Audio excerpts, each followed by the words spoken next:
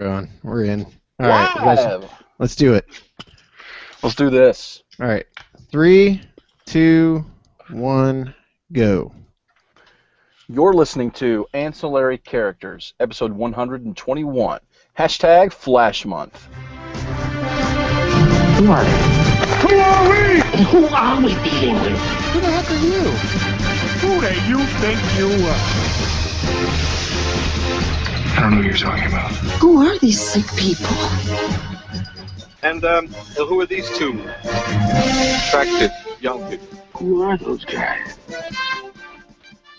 It's the Ancillary Characters Podcast, the podcast of the website ancillarycharacters.com. I'm one of your hosts. My name is Seth Breedlove, and unlike last week when I forgot to name the hosts, this week I'm remembering. I'm joined by my two co-hosts from Kentucky, Mr. Paul Shirley. That would be this guy right here. And from North Carolina, Mr. Alan Boone. Yo, what up, and such. What's up, girl? We are starting off Flash Month this week, and all month long we're only reviewing Flash books. And if you think, oh, you know, they're going to do the usual show, and then they're going to review a Flash book, and then they're going to do like a take it or leave it. Nope. You could not be more wrong. Not any more wrong than you are have right never now. been so stupid in your entire life. Seriously, get real, people. We are doing one book, and that's it. And we're out. We're out. We're in, we're out, we're gone. We're done. And congratulations on the baby. Taking care of business. Oh, good Lord. So Somebody have a baby? I am. Seth is having a baby, just like I'm Arnold in that right in that one movie. Junior. Oh my gosh. So right before we get into the Flash book, as I just finished stating, that's all we're talking about. I watched Red 2 tonight. Have either of you seen this movie? Yeah, that's the one with Bruce Willis. Bruce Willis, yeah. I haven't seen it. I'm a huge fan of the first one. I thought it was really good. It was like this very fun, unexpected hit. I really enjoyed it. I didn't like this one at all. Oh. The one thing I liked about it was the Asian man, the secret Asian man. He was Asian man? Yeah, he was pretty cool. Secret? He wore some stylish suits, and he kicked a lot of butt. But other than that, not a good movie. What I did was kind of cool. Was that the art from Cully Hamner from the comic was actually used in the credits at the beginning of the movie. So I thought that was cool. Because I'm not used to seeing that, you know. Alan, for no one but you, this thing is indeed jacking my audio around again. Yay. I mean, that sucks. Not like crazy bad, it's just going like one level up and down. Anyway, let's move on. Let's get into the Flash. This is hashtag Flash Month. And I can already tell just from looking at you both that you're doing great. Oh, yeah. Flash. Ha ha. A scarlet costume ejects from his ring, and in a blur of motion, police scientist Barry Allen becomes the Flash, world's fastest human. The Flash, whose speed enables him to vibrate through solid walls and conquer the barriers of time and space in the pursuit of evildoers. The Flash, Scarlet Speedster for justice. Alan, that's your cue. So welcome to Take It or Leave It, the part of the show where we talk about Flash Month. And this episode, we're talking about a specific arc in Flash by Jeff Johns, art by Scott Collins, called Blitz. So, to get a brief synopsized version, so Hunter Zolomon is Flash's friend in the police department. He believes that criminals can be rehabilitated. He has compassion for the downtrodden. But then a giant gorilla breaks his back. And Flash refuses Just jump right in there, Alan. Just jump right in there. to sit back in time. So he sneaks into the Flash Museum in a wheelchair and tries to fiddle with the cosmic treadmill. It blows up, and he becomes the new Reverse Flash. Not because he taps into the Speed Force, no. It's because he gains mastery over time. Time Like itself. the Doctor. Like the Doctor. Kind of. Kind of more like Hiro Nakamura. Yeah, a little bit. So, anyway, he decides that he needs to help Flash because he's his friend. And he decides to help him by murdering his wife, perhaps. Because his wife is dragging him down. It's a weakness. That's not why. Because his wife is the target, and he thinks the Flash needs to focus. His wife needs to learn a lesson, that's why. You're going to learn her something. Oh, dear. Oh, no. We're going to be bleeding cool before the end of the week. Oh, God. So, well, no, it's the bad guy doing this. It's Reverse Flash. He's a misogynist. He's a sexist. But Flash, Wally West, does battle. With the help of other Flashes, Jay Garrick, Bart Allen, and Jesse Quick. Jesse Quick? And in the end, justice prevails. Or does it? Wait, I don't think Hunter is a misogynist. Isn't like he's wildly in love with his wife. I was divorced. I was playing to. You were playing along with. I ruined it. I ruined the whole thing. So that synopsis was your best yet. First of all, Thank you. When Jeff Johns was writing this, he was doing these little profile issues, rogue profile issues, and there's a lot of people. And Paul and I were talking a little bit before we started recording tonight. There's a lot of people who hate the rogues, the Flash rogues, and I will say right now, right here and now, that the Flash Rogues Gallery is my favorite villains rogues gallery in all of comics. They're actually some of my favorite comic characters, period. Captain Cold, Heatwave, Mirror Master, even Boomerang. Weather Wizard. Weather Wizard. I adore those characters, but specifically I love Cold. Captain Cold's always been one of my favorite characters. He's great. But Zoom is a whole nother level of villain. For me, he's up there with Doctor Doom for favorite characters. I mean, I think he's one of the best villains in comics. He's very complicated, and his backstory and everything is really cool. And there's a great profile issue here where it kind of introduces you to what makes him so evil. Alan's just losing it there. Sorry. I'll tell you later. Okay.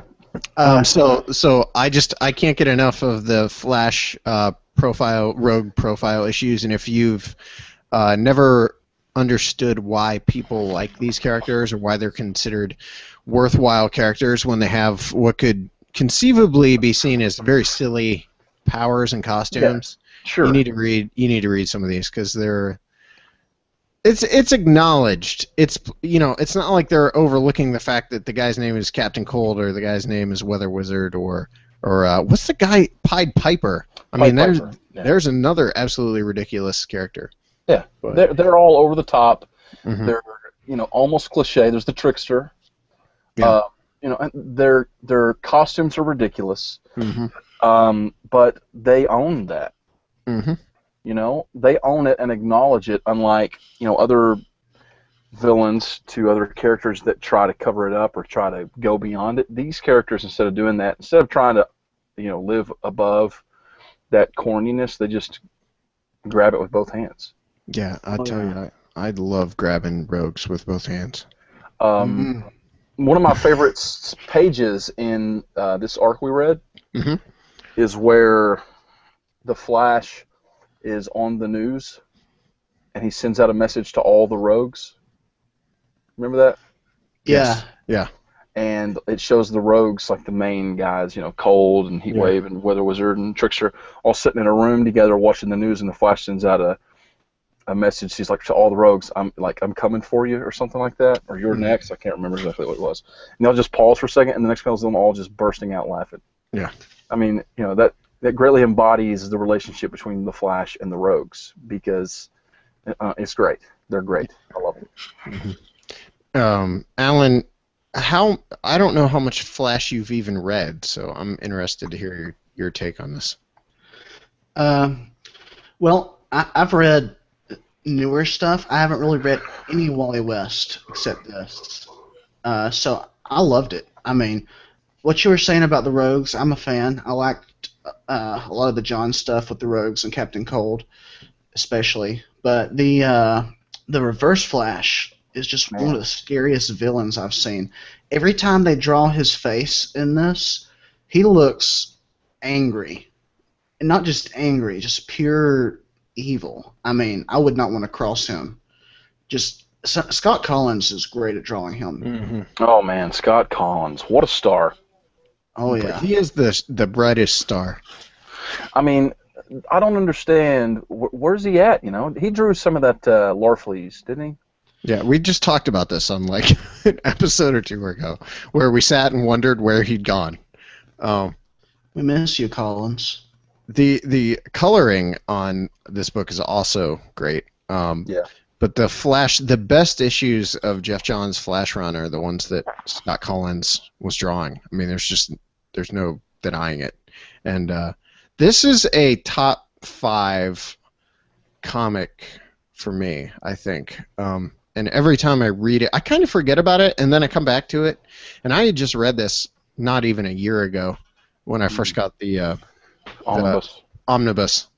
But I had forgot how much I love it. I'd also forgotten how emotional it is. I mean, the stuff that goes on here, I'm going to get into some spoiler territory. So if you're planning on reading this, you might want to turn it off. But at the beginning of this story arc, you know, we're being introduced to the fact that at this point in time in continuity, Linda, Wally's girlfriend, was pregnant. She's his wife, right? Wife. She's his wife. I didn't mean to. Yes, she's pregnant, and when Zoom first makes his big appearance and his initial attack on Wally, the first thing he does is essentially kill the babies while they're still in her. Man. And it just spoiled the crap out of that right there. Yeah, and it plays out over the course of the story. You see Wally pretty much lose it at that point and come after Zoom, and he is helped by the Flash family, which would be like Jay Garrick and Impulse. And I love the Flash family of characters. I adore everything about these characters. Yeah. But I forget when I haven't read this in a little while, I forget how emotional the story is, and it's very similar to that. This was that point in time where not long after this, Identity Crisis was coming out. So this was kind of a dark period in time for DC Comics, but it's also, and this to me is the golden age for DC as far as my reading goes. And this story is freaking dark. I mean, it ends on story arc ends on a downer note. I will say, there is redemption down the road for, the children. Obviously, everyone knows what happened there, but at least what happens here in this story, it's pretty dark. And it's dealing with some really, like head scratching themes. I mean, the villain here. Hunter Zolomon.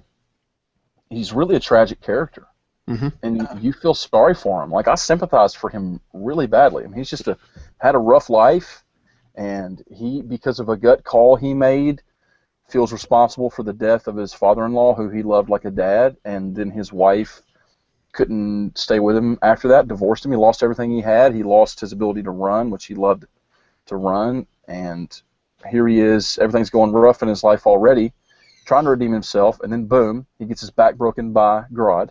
And then, he asks Wally, his friend, who he knows, to just go back in time and stop just one little thing in his past, because he has the ability to do that. And Wally just looks at him and says, no.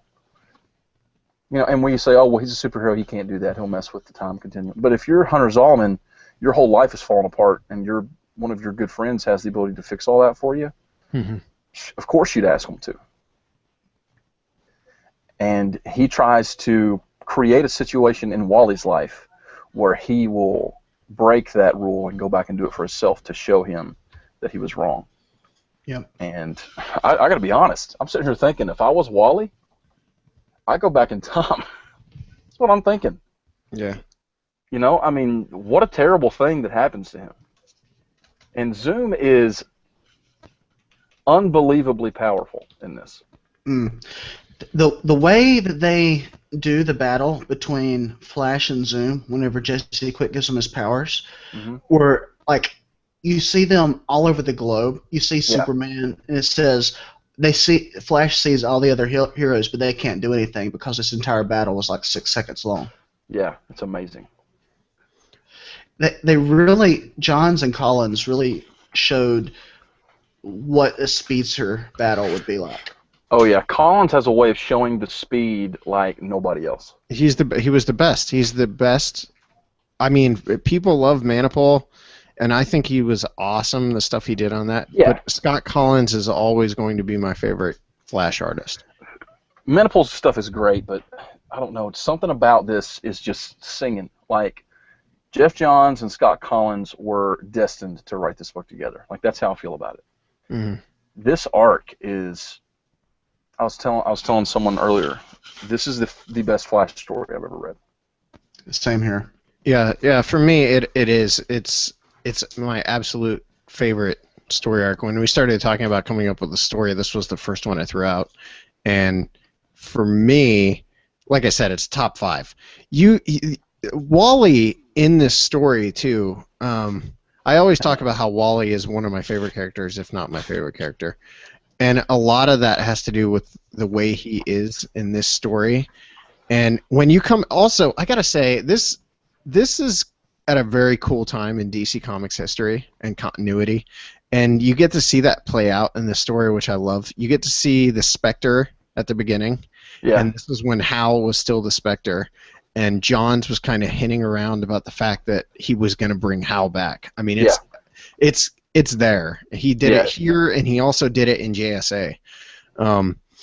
But you get Barry has a very prominent role towards the end of this story. Oh yeah. And it's amazing because at this point Barry was, gone for years and years. He'd been gone for years, and this was one of the only times he had been brought back. I know Mark Waid did something similar in one of Mark Waid's story arcs, but Barry came back. Was this the only time, or was there one more time? I can't remember how it went. There was another time he came back before he was officially brought back to life. But the emotional punch of when he comes back towards the end of the story is amazing. And then Hal shows up at the end. The Green Lantern-looking Hal. A ghost, obviously, but very interesting. And I just love this period of time in DC Comics continuity, and a lot of that had to do with Jeff Johns and the stuff he was setting up with those characters. And this greatly affects the Flash's story too. Because Wally was public. Yeah, his identity is completely public, and at the end of this story, to protect Linda, his identity is basically erased from everyone's memory by Spectre. In a similar way to like Peter Parker after Civil War. Right. It's a similar sort of thing. I was confused on one point. Did Wally forget that he was the Flash himself, or is he just giving it up? He has forgot. Okay, that's what I thought, because Hal said even, and it was like ... Everybody will forget even ... Yeah. And the next one, Wally was like, I don't know where the Flash went. I wasn't sure if he was doing that. I'm not the Flash anymore, or if he had. There is a story arc that picks up, and if you have the omnibus, it's the first story arc in the third omnibus, obviously, and it is amazing because he starts to like remember, and it's such a cool thing because he's got this job as like an automotive mechanic for the police department, and the way Wally is written by Johns, he's the closest thing DC has to like a Peter Parker, like an everyman character, and he's totally identifiable. He's got a great sense of humor, but don't tick him off. Yeah, the end of this story arc, the look on his face when Zoom tells him the doctors just told Linda the babies are dead. I was like, oh my gosh. The look on Wally's face. Scott Collins just worked a masterpiece right there. And He nailed every beat. Whenever he finally defeated Zoom, and they were like parallel to each other, they were both in the same pose with their backs facing each other. And it zoomed in on Wally, and you saw just that tear. Yeah. I mean, I felt it. Like, I was crushed for him. Me too. Like, it punched me right in the feels. Those feels. I was just, I don't know.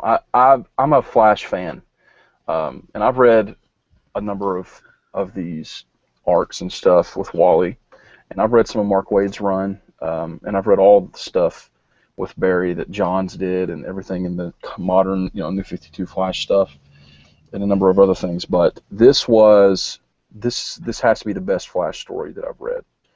I mean, we're going to read some more stuff and we'll talk about all that, but I can't think of a single story that manages to so quickly make you empathize for a villain and then hate him. Yeah. Jesse Quick gets a big moment here, and oh yeah, she's always been a character I've loved. I love Max Mercury. Max Mercury really had some great moments in Waid's run too, and what Johns I think tried to do. Waid's run had kind of established the Flash family of characters, so it was like Jesse Quick and Max Mercury and Impulse and Jay Garrick, and Jay is here as well, but Johns kind of wanted to really establish Johns wanted to establish Wally as like his own individual character, and so while those characters do have a part to play in a lot of his run, it always comes back to Wally, and it always comes back to Linda. I mean, the greatest tragedy of Jeff Johns' run on this book is that it's this incredible superhero story. It's right up there with Mark Waid's Fantastic Four with Mike Royengo for me, as superhero comics go. And after it ended, after Johns left following Infinite Crisis, it tanked, and it tanked hard. They didn't really have a plan in place. Mark Waid came on board, which should have been amazing, and wrote this comic that was bizarre. It didn't feel like Flash. It didn't feel like Wally. The kids are back, but they're grown up now. Not completely grown up, but they're, in adolescence, and they're like coming into their own as superheroes. And he basically tried to write an Incredibles comic with Wally as Mr. Incredible, which sounds really cool, but it didn't work. And when you read something like this, it's even sadder that it fell on its face as hard as it did down the road. I don't know if we're even really selling this to you the way that it needs to be sold, because I'm afraid that a lot of people just aren't going to read this.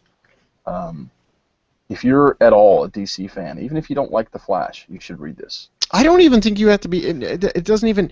If you like Spider-Man, if you like superhero comics in general, this is a must-read. And if you go into it with the right attitude, I think you'll dig it. Don't go into it and plan on hating the Rogues and all that stuff, and then just try to rip it apart like it's a Riff Tracks comic book version. Honestly, though, the Rogues aren't even that present in this. Yeah, they're not. Zoom is the primary threat, which I read the arc beforehand with Grodd and all that stuff too. Mm-hmm. And the Rogues are a little more involved in that, and there's some really cool seeds planted. But I don't know, man. Zoom is such a scary villain, and there have been a couple of different characters that were that wore the Reverse Flash costume. There was Albert Thawne, right? He's the one in Flashpoint. Yes, he comes back. I can't remember how he comes back, but this is it's in Rebirth. Yeah, he comes back in Rebirth. Okay, yes. It's been so long. We may or may not be reading that this month. But this guy, Hunter Zolomon, taking up that mantle and trying to be, the anti-Flash, the villain to make Flash the hero he needs to be. Man, so good.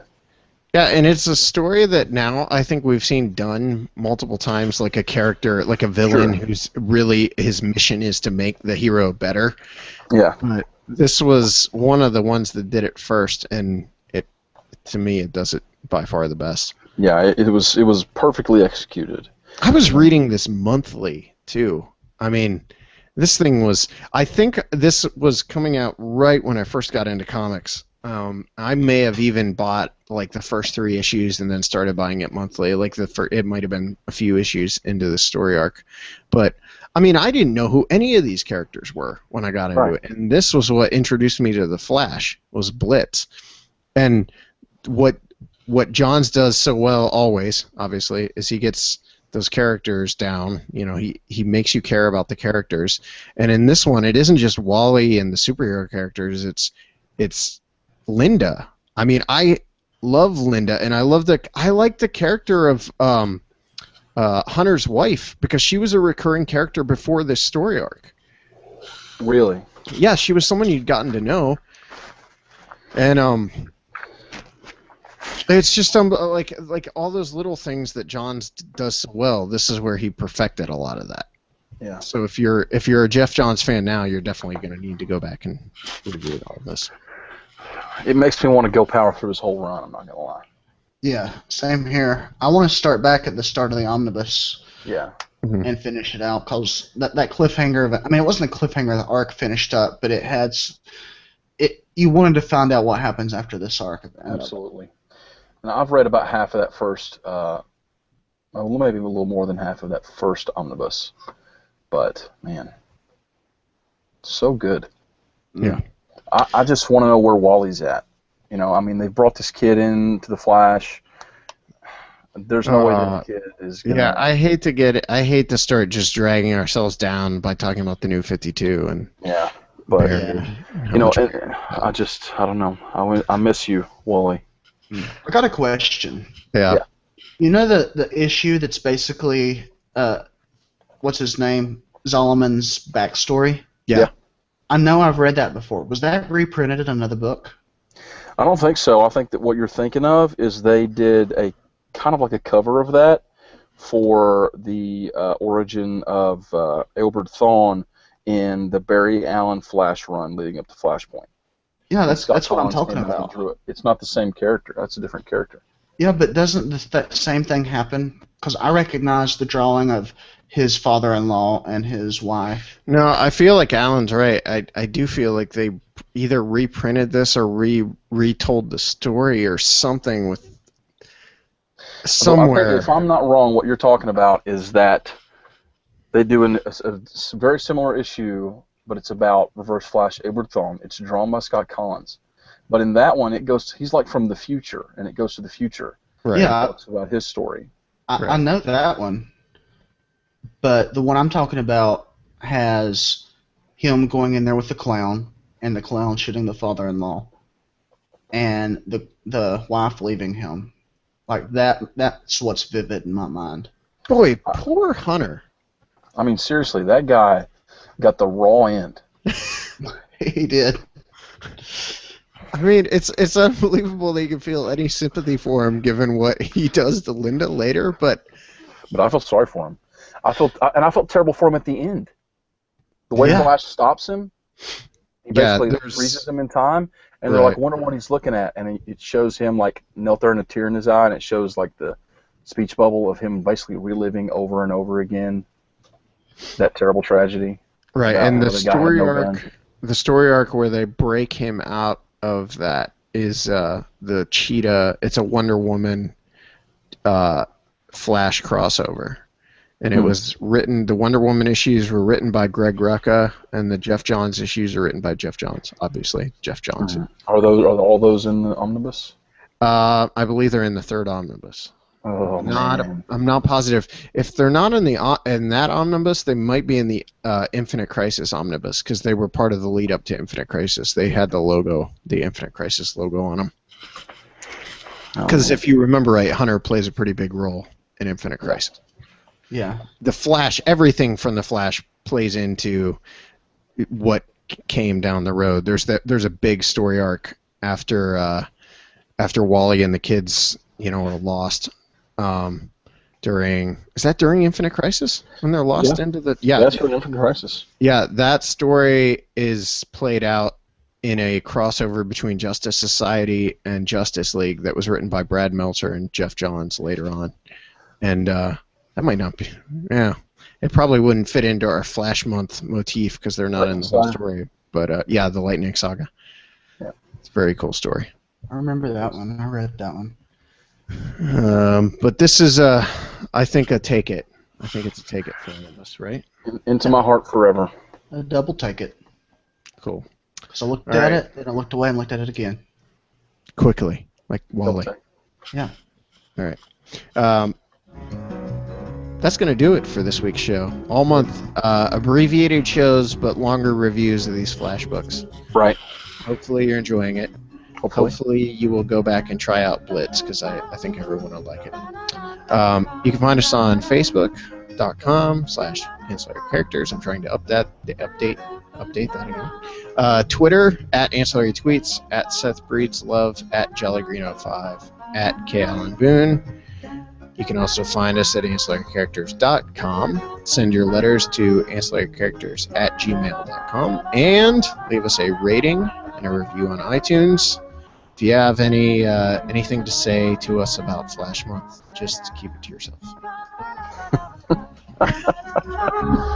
Thanks for listening.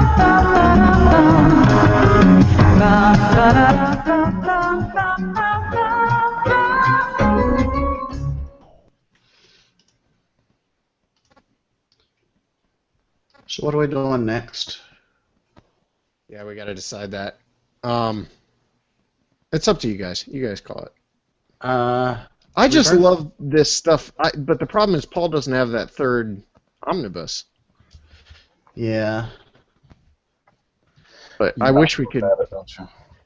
That Identity Crisis story is pretty cool, and honestly, the story arc with the Hunter coming back is kind of cool too. And there's some good stuff in that third omnibus.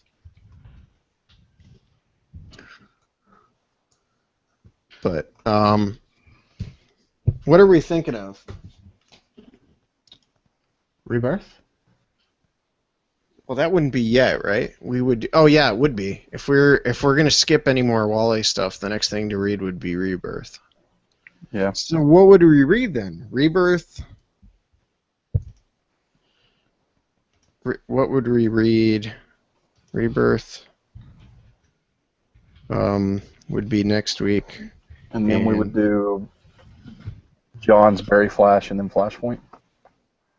John's Barry Flash and then Flashpoint. So Rebirth, John's Barry Flash, Flashpoint. Yeah. I guess that works. Let's do it. Let's do it. What are we doing? Rebirth. I know. Yeah. I'm about to pull out the issues. Yeah. I got the what's it called? It's not issues, but it's a trade. I don't have that. But for Barry Flash. Unless I bought it at some point on Comixology, I don't know if I did or not. Guess what I didn't do? What did you do? Stop my recording. Oops. LOL. All right, I'm going to bed. All right, bro. All right. I'll catch you guys later. Peace.